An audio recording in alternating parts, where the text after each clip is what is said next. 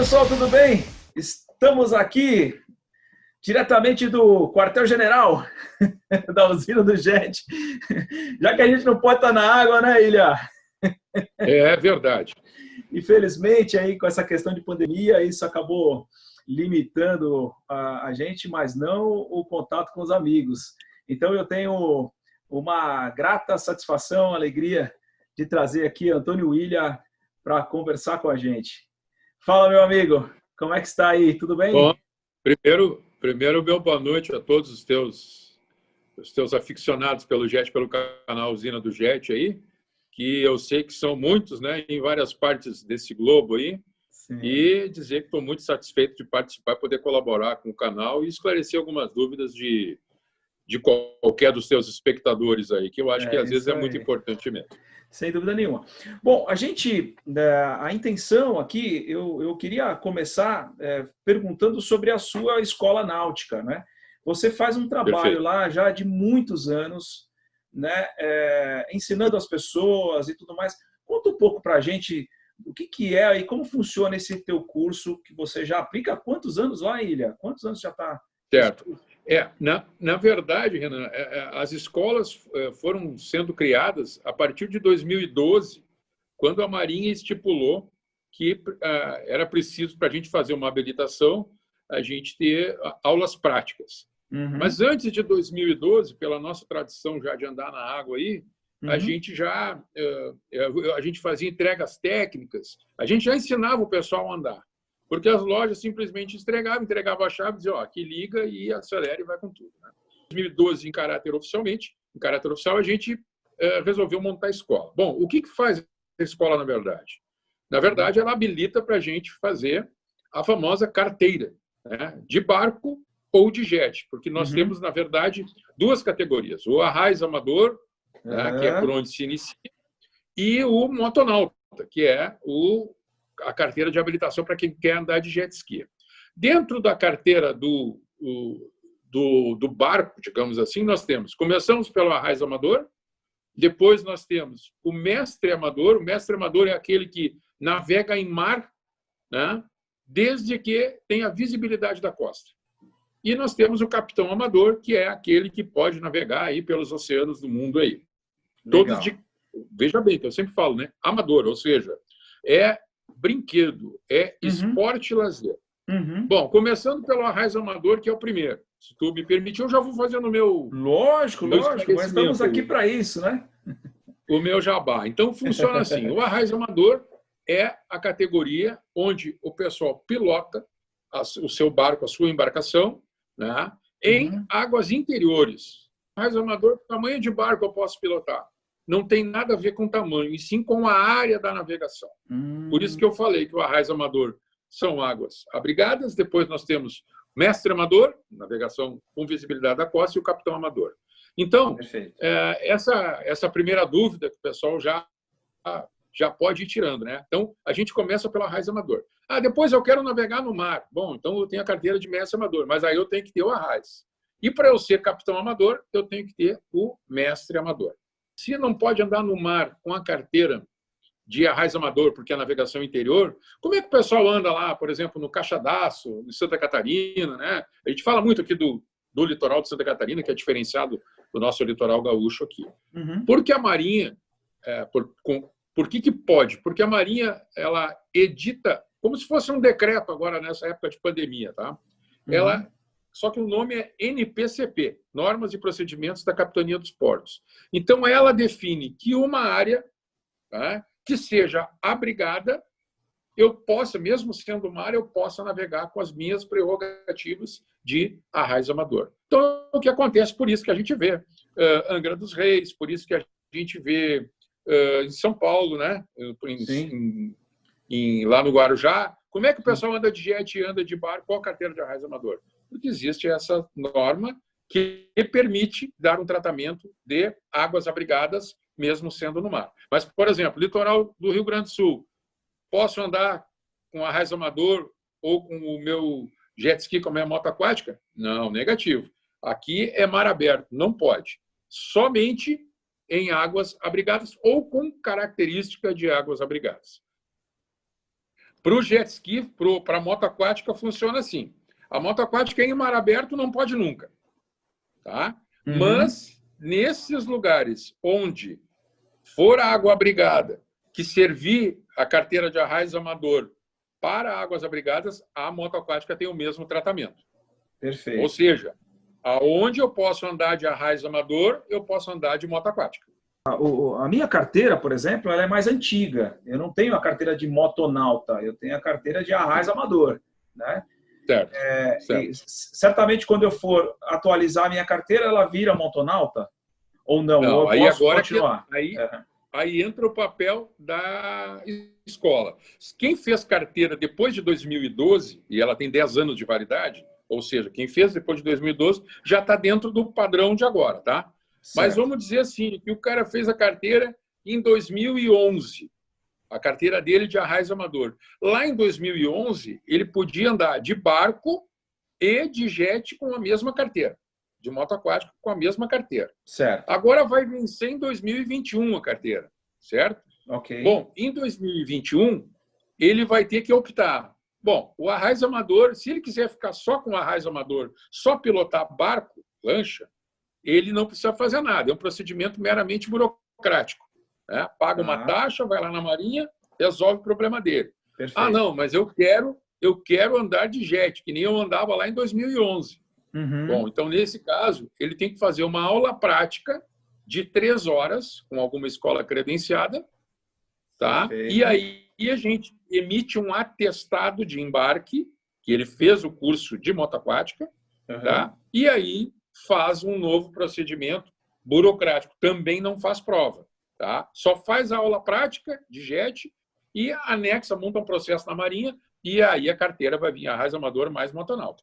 Tem outra coisa, viu, Renan, que é importante. Se nos últimos 2 anos tá, eu tenho jet no meu nome, digamos, o teu caso aí, tá? Tua carteira vai vencer o ano que vem, digamos. Pois não. Tá?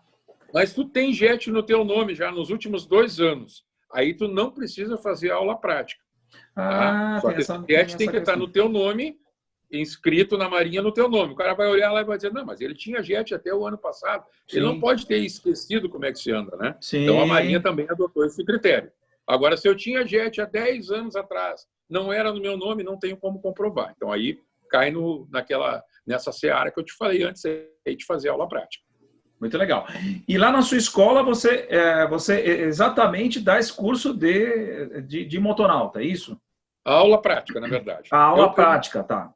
A Marinha exige assim, 6 horas de aula para barco e 3 horas para jet ski. Certo. Tá? Certo. Mas não necessariamente as 6 horas, nem as 3 horas tem que ser embarcado, pilotando. Então, tu imagina o cara ficar 9 horas, 6 horas dentro de um barco. Sim. Né? Fazendo sentido. Então, a única coisa que a Marinha ela deixa, só que tem que ser assim, nesse ambiente aquático, perto da água. Eu não posso, por exemplo, deixar o cara pilotar 10 minutos o barco e mandar ele para casa fazer uma aula teórica, lá botar um vídeo. Não pode. Toda essa... Tanto que o nosso curso, por exemplo, ele começa 8 horas da manhã e vai até às 4 da tarde. Entendi. Eu vou te falar assim, Renan, alguns pontos que a gente tem que fazer que a Marinha, muitas vezes, ela se perde em algumas coisas. Ela não tem um critério para todas as escolas fazerem a mesma coisa. Tá? O que eu quero te dizer com isso? Que esse é o nosso grande... existe, inclusive, uma associação brasileira de escolas náuticas, que nós somos filiados, e eu fui vice-presidente até o ano passado, um dos fundadores e vice-presidente, é justamente que essas escolas filiadas à ABENAL, que é essa associação, elas têm os mesmos procedimentos de aula.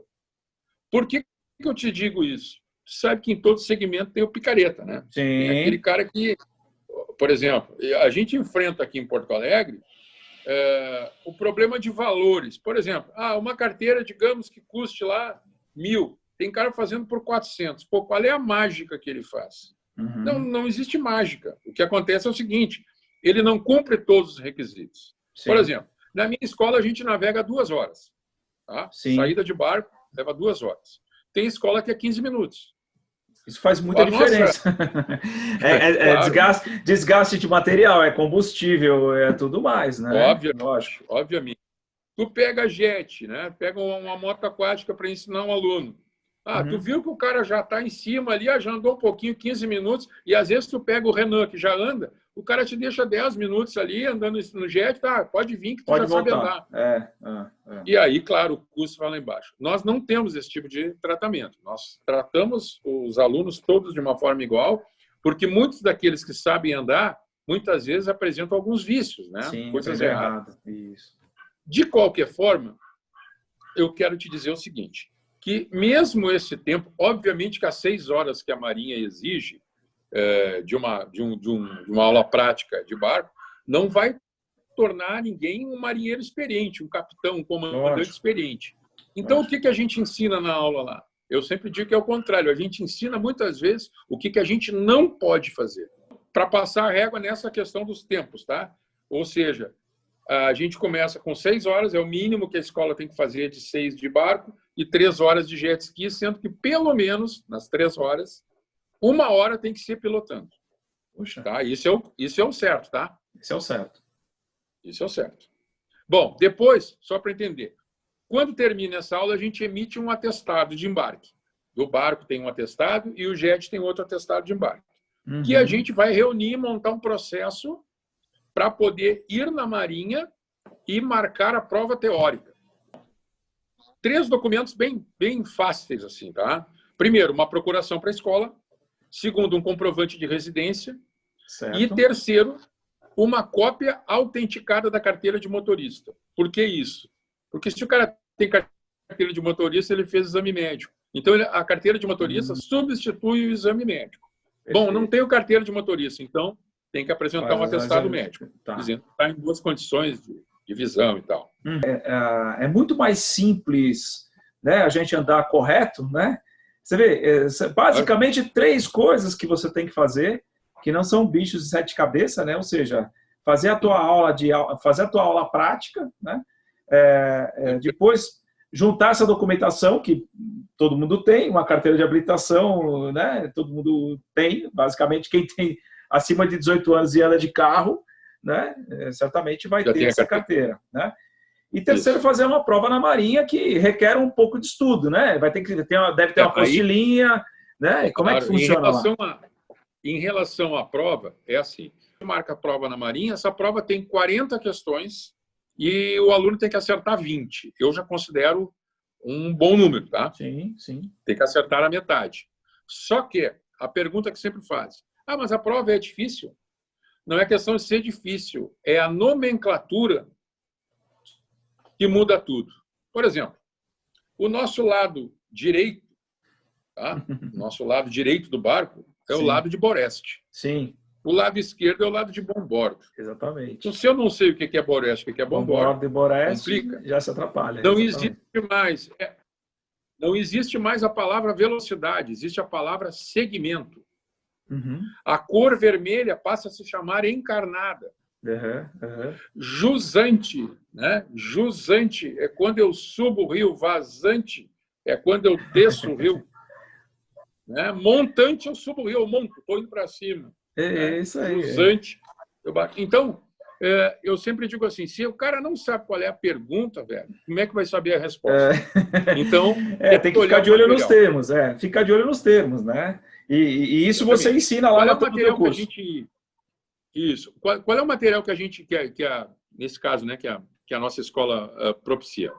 Uma apostila em PDF, né, que é uma apostila de 100 páginas, com 200 exercícios, e nós temos uma videoaula de 4 horas de 4 módulos. Ou seja, é bastante material. O cara, olhando esse material aí, o cara passa na prova. Não passa aquele que não olha. E depois, durante a prova, durante a semana da prova, a gente libera mais uma videoaula de revisão. Então, não passa o cara que não olha o material. Tá? Então, não é nenhum bicho de 7 cabeças. De ajuda lá para a família. Mas o nosso índice de reprovação é baixíssimo. Super baixo. Eu vou dizer que a gente aprova 99,5% dos nossos alunos aqui. Fala teu Instagram aí para o pessoal que quiser te acompanhar. né, e quiser buscar essa consultoria com você, por gentileza. Cara, é bem fácil. Ó. É ilha mesmo, né? Eu já sou um predestinado, né? Ilha Escola Náutica. Ilha Escola Náutica. Ilha Escola Náutica. Beleza. Nós vamos deixar aqui site embaixo. ilhaescolanáutica.com.br e Facebook, Ilha Escola Náutica, não tem erro. Não tem me erro. coloco à disposição aí para os teus. Eu acho que já tinha comentado isso contigo.